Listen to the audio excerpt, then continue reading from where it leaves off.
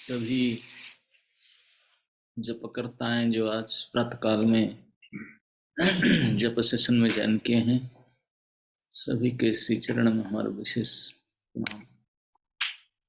वंशाकल्पतरुभ्यश्च कृपासिन्धुभ्यो च पतितानां पावनेभ्यो वैष्णवेभ्यो नमो नमः।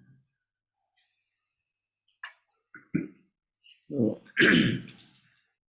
जैसे हम गत 3 दिन से कर्म फल के बारे में चर्चा कर रहे थे कि भगवान कहते हैं कि संसार में कर्म ही हमको बांध कर रखता है, इसी कारण सब सुख दुख होता है। कर्म हमको बाध्य होकर करना पड़ता है, विवश होकर के, क्योंकि हम प्रकृति के संग किए हैं। कारणम गुण संगस्य, और प्रकृति प्रकर्षण करणम, जो हमेशा कुछ न कुछ करता रहता है, प्रकृति। और दूसरा, हम लोग जो चेतन है, we are also active, we can not be inactive. तो कर्म से बचकर तो रहा नहीं जा सकता। लेकिन भगवान इस अंतिम अध्याय भगवद गीता में, उनके अंतिम उपदेश में ये कहते हैं कि कर्म से बचा कैसे जा सकता है। अर्जुन ने पूछा था, त्याग और संन्यास दोनों ही, त्याग का अर्थ भी संन्यास, संन्यास का अर्थ भी त्याग। लेकिन एक में कर्म के स्वरूप से त्याग करना, और एक कर्म करके अनासक्त होकर, फल के प्रति अनासक्त और कर्म प्रति अनासक्त होकर करना, आसक्ति का त्याग करना। और एक में स्वरूप में कर्म को त्याग करना, यही दोनों अंतर है। और भगवान त्याग को पसंद करते हैं, बोलते हैं स्वरूप में कर्म को त्याग नहीं किया जा सकता। तो कर्म फल को त्याग, तो अनासक्त होकर कर्म करो, ये त्यागी, उनको त्याग कहते हैं। त्यागी इज बेटर, जो आसक्ति को त्याग देते हैं, फल कामना को त्याग देते हैं और कर्म करते हैं, कर्म करने के लिए कतराते पीछे नहीं हटते हैं, दे आर बेटर। तो अभी भगवान ने ये श्लोक में जो हम चर्चा करते हैं, इसमें कहे कि जो त्याग नहीं कर पाते हैं उनको इसे फल भोगना पड़ता है। मैं उसके बारे में 3 दिन से हम आप लोग चर्चा कर रहे थे कि कर्म फल 3 प्रकार के प्राप्त होता है। पहले हम जो करते हैं, फिर करके उसका परिणाम सेव करते हैं, फिर उससे बन करके परिणाम आता है ना। नहीं तो संचित, क्रियमाण और प्रारब्ध। और संचित कर्म से प्रारब्ध बनने के बीच में, इसमें बीज, कूट, फलन्मुख, प्रारब्ध, ये सर्वजय है। संचित और प्रारब्ध के बीच वाले स्टेजेस हैं। आप भक्ति समुद्र सिंध में पढ़ करके बोलते हैं ये क्यों फंसा दिए, तो हम इतने सब टर्म पढ़े थे। ये कुछ नहीं है। ये जो संचित है उसको अप्रारब्ध कहते हैं, क्योंकि प्रारब्ध बना नहीं है। जो कर्म अभी प्रारब्ध बनाने, प्रारब्ध मतलब जो फल देने के लिए, परिस्थिति, जन्म आदि देने के लिए हम तैयार हो गया, बिल्कुल रेडी, चेक हम ड्रा कर लिए, इसको बोलते हैं प्रारब्ध।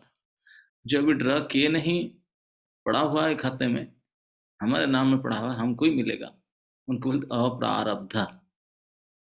ये अप्रारब्ध फिर जो मैच्योरिटी होकर बनने के लिए, प्रारब्ध बनने के लिए तक, अप्रारब्ध टू प्रारब्ध, ये जर्नी के बीच में 2-3 स्टेजेस है। उसको बोलते हैं कि कूट, बीज और फलोन्मुख। फलोन्मुख ही प्रारब्ध है। तो लेकिन ले दे करके मुख्यतः जो हम काम करते हैं वर्तमान में मनुष्य शरीर में, इसको बोलते हैं क्रियमाण।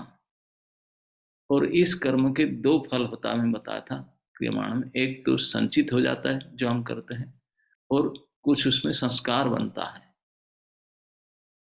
और ये जो क्रियमाण कर्म हमारा पूर्व संस्कार के अनुसार ही हमको परिस्थिति मिलता है, लेकिन हम कुछ नया कर्म भी करते हैं। जो प्रारब्ध के द्वारा जो परिस्थिति उत्पन्न होता है, जो हानि लाभ आदि को देता है, उसके अलावा हम कुछ नया कर्म भी करते हैं, है ना। नहीं, मैं कल बताया था, अगर हम नया कर्म नहीं रहता, केवल प्रारब्ध भोग कर आते, तो फिर साधु संत का आशीर्वाद कुछ काम ना करता, फिर कर्म फल का अंत नहीं हो पाता। तो इसलिए प्रारब्ध को हम आता है परिस्थिति बन करके, उससे साथ साथ हमको शोधनता भगवान ने दिए हैं कर्म के अनुसार। You can do your work duty bound होकर के, इसको बोलते हैं क्रियमाण। ये हम अपने ऊपर कर सकते हैं, कैसे करते हैं, कैसे कर सकते हैं। तो इसी के ऊपर भगवान कहते हैं कि जो प्रारब्ध के अनुसार तुझे मिलता है, बुद्धि, परिस्थिति और बाकी सब व्यवस्था होता है, लेकिन फिर भी आपको काम करने का छूट दिया जाता है, उसके अनुसार आप कर सकते हो। तो इसको कहते हैं नए कर्म, जो क्रियमाण कर्म है। और उसको भी अगर ठीक से नहीं करोगे, उससे भी परिणाम होकर फिर संचित में चला जाए, फिर बंधा होगा। तो कर्म बंधन से मुक्त होना ये मनुष्य शरीर का मुख्य लक्ष्य है। इसी के लिए संन्यास और त्याग दोनों का लक्ष्य है। How to get rid from this karma, कर्म बंधन से कैसे मुक्त, इसे कर्म संन्यास योग इसको कहते हैं, ये पूरे 18 अध्याय को। तो भगवान ने इस कर्म के बारे में डिटेल बताते हैं। तो हम लोग प्रारब्ध, क्रियमाण और संचित, संचित कर्म जो जिसमें हम कहते हैं कि संचित कर्म में भी बनता क्या ना, प्रारब्ध बनता है। संचित कर्म ना होगा, प्रारब्ध बनेगा कैसे? तो हम सेविंग से डालते हैं, वैसे में अचीव होकर फिर निकल के आता है। और कभी कभी संचित से प्रारब्ध बनता है, संचित से और एक चीज मिलता है, संस्कार अंश स्फुरणा। क्योंकि प्रत्येक कर्म का दो अंश होते, फल अंश और संस्कार अंश।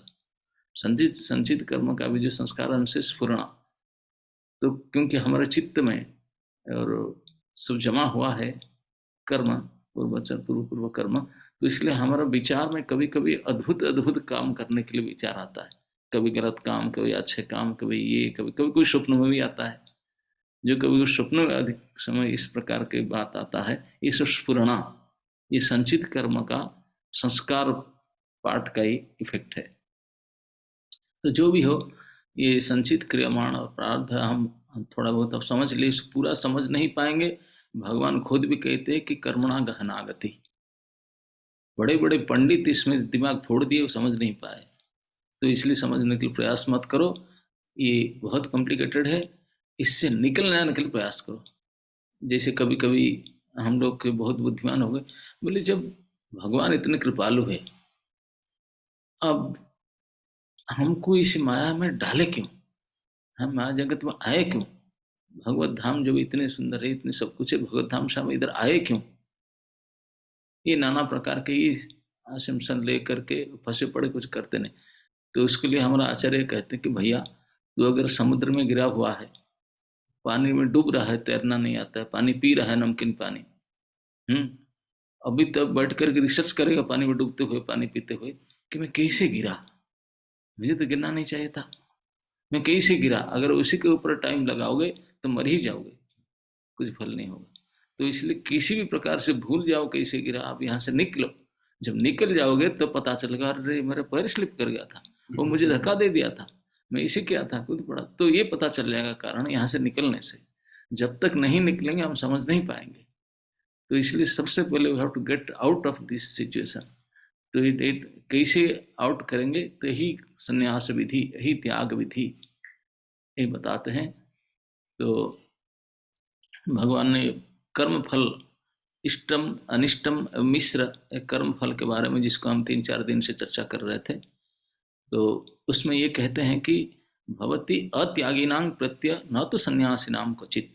इसमें संन्यास और त्याग को लगभग भगवान ने समान समाज बता दिए कि अत्यागी को नहीं लगेगा, सन्यासी को नहीं लगेगा। तो इसमें अत्यागी और सन्यासी एक ही तो बात है।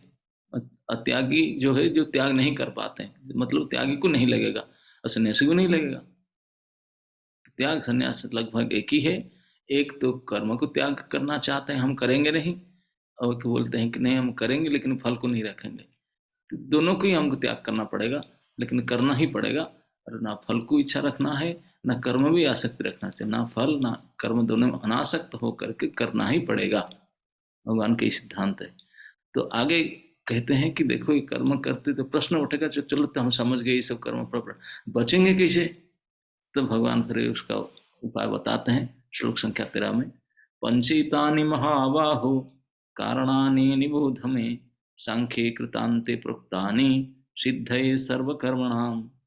भगवान के स्टाइल है, यद्यपि सर्वोपरि है, सर्वसमर्थ है, सर्वज्ञ है, और उनके ऊपर कोई और हायर अथॉरिटी है ही नहीं, लेकिन भगवान हमेशा हम आपका डिसीजन तुरंत नहीं बताएंगे, मैं ये सोचता हूँ ना। देखिए ये श्लोक में कहते, पहले भी बताए थे, इसे कवयो विदुहु, ये बड़े बड़े पंडित भी इसे कहते हैं, ये कहते 5 श्लोक में जाकर कहेंगे कि ये मेरा मत है।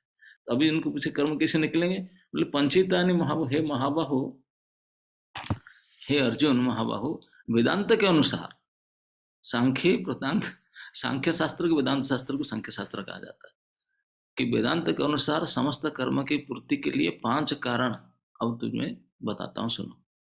कर्म को अंत करना चाहते हो, कर्म को अंत करने के लिए ये वेदांत में शास्त्र में ऐसा बताया गया, सांख्य योग में ऐसा बताया गया। अरे हम सांख्य योग क्या जानेंगे, आप ही बता दो। नहीं, अभी नहीं बताएंगे। बोलते हैं कि कारणान निबोध, हमें निबोध मतलब उसको बोध करो अच्छे तरह से। सांख्य कृता अंते, सांख्य में जो काम आप करते हैं उसको अंत करने के लिए, कृत अंते, हम्म, इस कर्म रूप मतलब कर्म को खत्म करना है, कर्म से बचना है। ये सांख्य शास्त्र में कृतांत के लिए, किए हुए कर्म को अंत करने के लिए प्रोक्तानि बताया गया।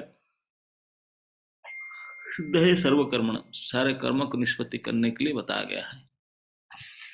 तो इसमें प्रभुपाद जी बताते हैं इस श्लोक में, यहाँ पर प्रश्न पूछा जा सकता है कि क्योंकि प्रत्येक कर्म का कुछ ना कुछ फल होता ही है, बोले कर्म करेंगे उसका परिणाम कैसे ना होगा, ये शंका उठता है। तो फिर यह कैसे संभव है कि कृष्ण भावनामय व्यक्ति को कर्म के फल का सुख दुख नहीं भोगना पड़ता। भगवान वेदांत दर्शन का उदाहरण यह दिखाते हैं, वेदांत दर्शन का उदाहरण के द्वारा ये दिखाने के लिए देते हैं कि यह किस प्रकार से संभव है। समझ में आया? वे कहते हैं कि समस्त कर्म के 5 कारण होते हैं। अतएव किसी कर्म में सफलता के लिए इन 5 कारणों पर विचार करना होगा। सांख्य का अर्थ है ज्ञान का आधार स्तंभ, और वेदांत अग्रणी आचार्य द्वारा स्वीकृत ज्ञान का चरम आध्यात्म स्तंभ है। यहाँ तक कि शंकर भी वेदांत सूत्र को इस रूप में स्वीकार करते हैं। अतएव ऐसे शास्त्र की राय ग्रहण करनी चाहिए। शर्म नियंत्रण परमात्मा में नहीं थे, जैसा कि भगवत गीता में कहा गया है, सर्वस्य चाहम हृदय सन्निविष्टो। ये प्रत्येक व्यक्ति को उसके पूर्व कर्म का स्मरण कराकर किसी न किसी कार्य में प्रवृत्त करते रहते हैं, और जो कृष्ण भावना भावित कर्म अंतर्जामी भगवान के निर्देश अनुसार किए जाते हैं, उनका फल न तो इसी जीवन में न ही मृत्यु के बाद मिलता है। ऐसे ही कर्म से बचा जा सकता है। लेकिन भगवान डायरेक्ट न करके ये श्लोक कहते पंचैतानि, 5 प्रकार के कारण में सांख्य शास्त्र इसको कहते हैं जो शास्त्र सम्यक रूप में भगवत ज्ञान बताते हैं। जीव ईश्वर प्रकृति के सम्यक रूप से विवेचना जिस शास्त्र में होती है उसे बोलते हैं सांख्य। सम्यक ज्ञान जिसमें प्राप्त होता है, सांख्य शास्त्र, एनालिटिकल स्टडी। तो इसमें हर काम को संग्रह करना और कर्म को अंत करना, इसमें 5 कारण बताया गया। इस 5 कारण को तुमने सुनो, अभी अगले श्लोक में बताएंगे 5 कारण। पंचेता मतलब 5 श्लोक में बताएंगे इस कारण को। संख्या का मतामत को 5 श्लोक में भगवान बताना चाहेंगे। अब ये पहला श्लोक ही है 13 नंबर, इसमें केवल यही बताते हैं कि कर्म को अंत करने के लिए सांख्य शास्त्र में ये बताया गया है। तो क्यों भगवान ने बताना चाहते हैं? तो प्रभुपाद जी ने कहते हैं कि क्योंकि प्रश्न अर्जुन के मन में उठा कि आप बताते हैं कर्म को त्याग देकर कर्म से बच जाएंगे, जो कर्म करेंगे उसका परिणाम कैसे नहीं होगा? चाहे कैसे भी करो कुछ तो फल मिलेगा, आपको भोगना पड़ेगा। तो भगवान बोलते नहीं, उससे बचा जा सकता है। अब मैं कहता हूँ ये बात ना कहकर बोलते हैं कि शास्त्र में इसे बताएगा, जो सबसे श्रेष्ठतम सबसे उच्चतम प्रामाणिक शास्त्र है, जिनको सांख्य शास्त्र कहते हैं, जिनको वेदांत कहते हैं, जो बड़े बड़े आचार्य ने जिसको माने हैं ज्ञान के स्तंभ के रूप में, उसमें ऐसी विवेचना किया गया कि तो इसलिए भगवान चाहते हैं कि हम हमेशा शास्त्र को ही छोड़े नहीं, शास्त्र को पढ़ें। यद्यपि भगवान सर्वोपरि है, लेकिन फिर भी शास्त्र के द्वारा हमको उनको समझना होगा और शास्त्र को पालन करना पड़ेगा। एक बात आपको बता दूं, जैसे हम भगवान के अवतार के बारे में जानते हैं, भगवान का अवतार भगवान ही है। भगवान जब लैंडिंग डाउन करते हैं तो अवतारित होते हैं, लेकिन एक भगवान का अवतार है बुद्धावतार। हम से जानते हैं बुद्धदेव भगवान के अवतार है, लेकिन वो अवतार लेकर के जो जो सब किए, बुद्ध ने स्वयं बता कर गए कि मैं जो सब उपदेश दिया, कुछ किया, उसको नियम करे नीति करे मत मानना। अरे आप भगवान है? बोले हाँ भगवान, मैं ही प्रचार किया, मैं ही खुद बताता हूँ, मेरे बात को मत मानना। क्यों? बोले मैं वेद को निंदा किया इसलिए। वेद शास्त्र को अमान्य कर दिया, तो वेद शास्त्र को नहीं मानेगा तो कोई प्रमाण्य नहीं रहेगा, क्योंकि एकमात्र प्रामाणिक ऑथेंटिक इस वैदिक शास्त्र। बोले मैं वैदिक वेद निंदा कर दिया किसी कारण से, तो इसलिए मेरे बात को प्रामाणिक मत मानना। ये भगवान स्वयं कह कर गए। हम्म इसलिए बुद्धिस्ट मत को नास्तिक मत माना जाता है, क्योंकि भगवान ने वेद को माने नहीं है, इसलिए बुद्ध मत स्वीकार्य नहीं है। क्योंकि जब वैदिक मत से स्वीकार नहीं है तो इसी को मानना नहीं चाहिए, ये भगवान स्वयं कह करके गए शास्त्र में। तो इसलिए शास्त्र का बहुत बड़ा रोल है ऑथेंटिसिटी को प्रूव करने के लिए, क्योंकि शास्त्र साक्षात भगवान के श्वास है। और कभी कभी भगवान स्वयं अगर शास्त्र वाणी को नहीं मानते हैं किसी कार्य के लिए, वो कार्य पूरा करने के बोलते खबरदार, फिर मेरे बात नहीं मानना, क्योंकि मैं वेद विरुद्ध किया हूँ। कुछ काम करने के लिए मुझे कभी कभी करना पड़ता है, लेकिन आप ऐसे नहीं करना है।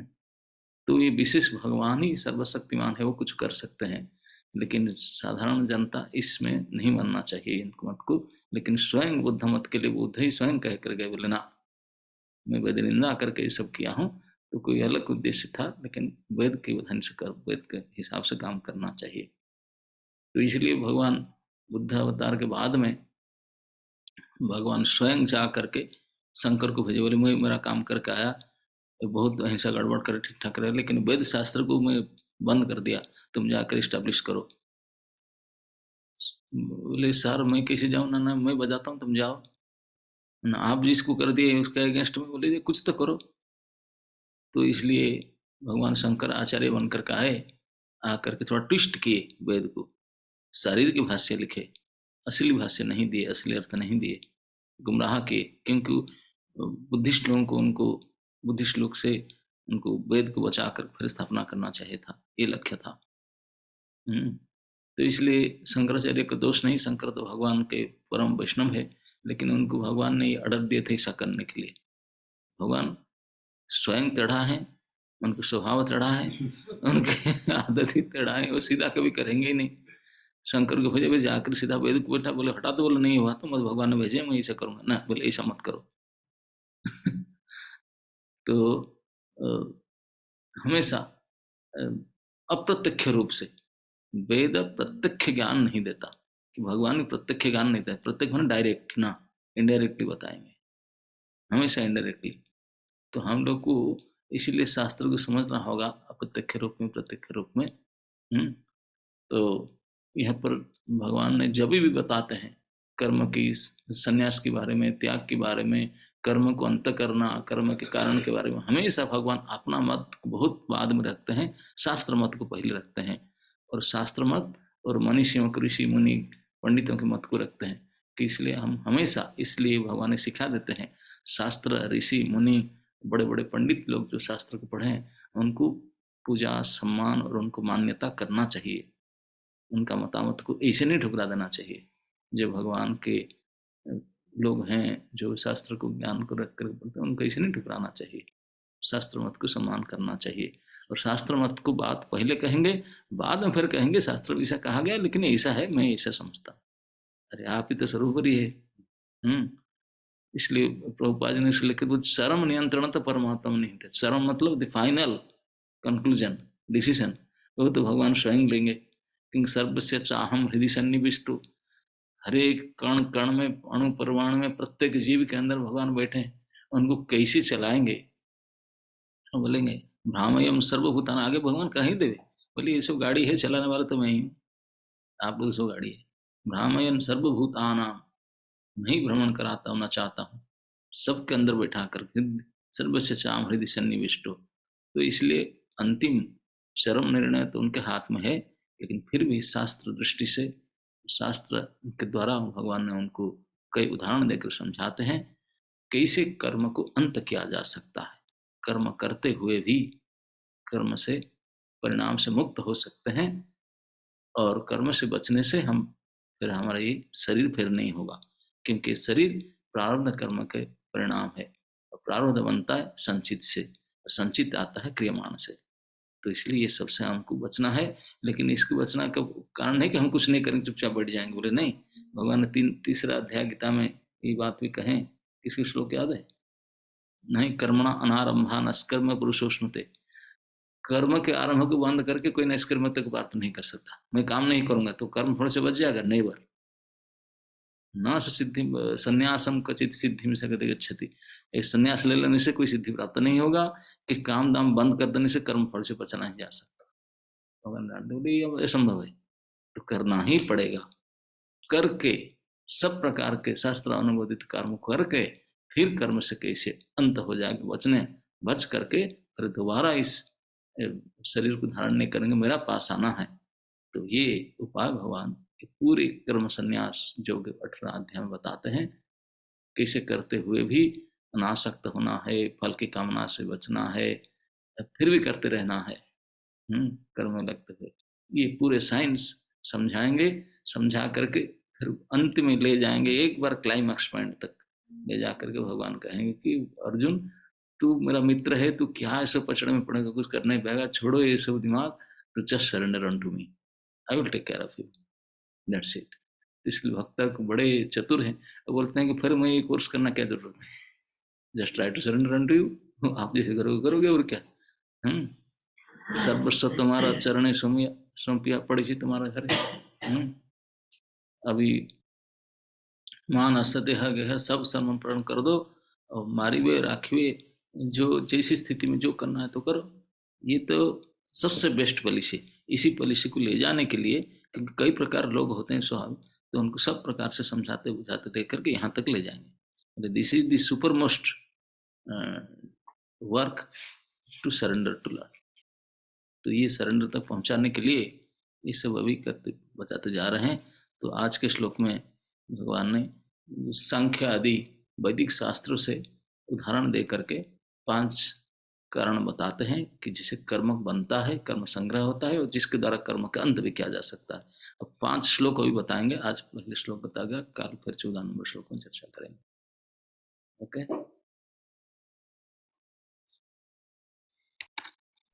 Thank you so much. आज कोई स्टोरी नहीं था इसलिए अच्छा नहीं लगा होगा। हाँ, थोड़ा सा मुश्किल था आज का समझना। थोड़ा कम समझ में भी आया, तो टाइम दोबारा सुनना पड़ेगा महाराज।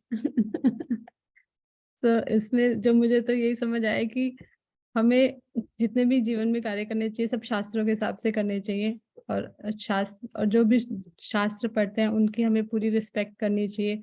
तो इसलिए मेरा तो मत यही है कि हमें सिर्फ गुरु पे सरेंडर कर देना चाहिए और अपना दिमाग लगाना ही नहीं चाहिए कहीं भी। और जो गुरु कह रहे हैं जीवन में जो भी करना है वो बस उनसे पूछ के करते जाओ। बस मुझे तो यही समझ आया आज के श्लोक में। तो किसी और का कोई क्वेश्चन है तो please you can ask.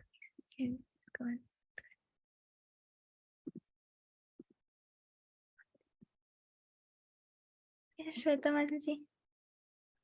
Shweta माता ji, yes please you can ask. Thank you so much महाराज। आज एक चीज में थोड़ा सा कंफ्यूजन था जो क्लियर करना है। महाराज संचित कर्मा के बाद आता है कूटम। यस, जो आप बीज डालते हैं, कर्म का बीज क्रियमाण कर्म से संचित को जाता है, बीज गया तो वहीं से फिर वो मैच्योर होता रहेगा, बीज कूट फलोन्मुख।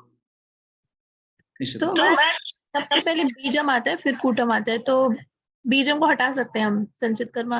यस यस, प्रोसेस तो पूरा 18 चैप्टर है। कर्म करते हुए भी कैसे कर्म को अंत किया जा सकता है, कृतांतम कृत अंतम, यही विधि बताते हैं। तो मतलब महाराज कूटम को हटा सकते हैं हम। बीज नहीं रहेगा तो फिर कूट आएगा कैसे? तो इसलिए तो मैं कूट, बीज और प्रारब्ध ये सब का नाम ही नहीं लिया, सीधा 3 कर्म के बारे में बताया, क्योंकि ये सब तो प्रोसेस एक एक स्टेज है, हैं? ना रहे बांस बजे बांसुरी, बांस ही नहीं रहेगा तो बांसुरी कहाँ से आएगा? जब संचित नहीं होगा तो ये सब बीज कूट फलन मुख का प्रश्न ही नहीं उठता। अब संचित कहाँ से आएगा? ना क्रियमाण से, क्रियमाण से प्रारब्ध से, ये है series. Okay. Anyone? Yes. Prabhuji. हरे कृष्णा। धन्यवाद प्रणाम महाराज। महाराज, इसका संबंध क्या कर्म, अकर्म, विकर्म से भी है? हाँ हाँ, तीनों ही है। विकर्म तो जो शास्त्र से बताया गया उसके विरुद्ध कर्म करना विकर्म, और ऐसा कर्म करो जो हम कर्म ना करना को कर्म कहते हैं, और कर्म करके परिणाम को ना पाना वो भी अकर्म है। और कर्म तो जो सकाम कर्म को कर्म कहते हैं। ले दे करके सारे कर्म ही है। ठीक है, thank you very much. Anyone else has any questions? गोपी कुछ बताएगा सर? Damodar Prabhuji. हरे कृष्णा एवं महाराज, मेरा क्वेश्चन ये है कि कर्म फल मैं कैसे बच पाऊंगा? डेली मैं देखो डेली कर्म करता हूँ, तो मैं कर्म फल से मैं कैसे बच पाऊंगा? भगवान के शरणागति से। Oh thank you Hare Krishna so much, Hare Krishna so much, Hare Krishna, thank you.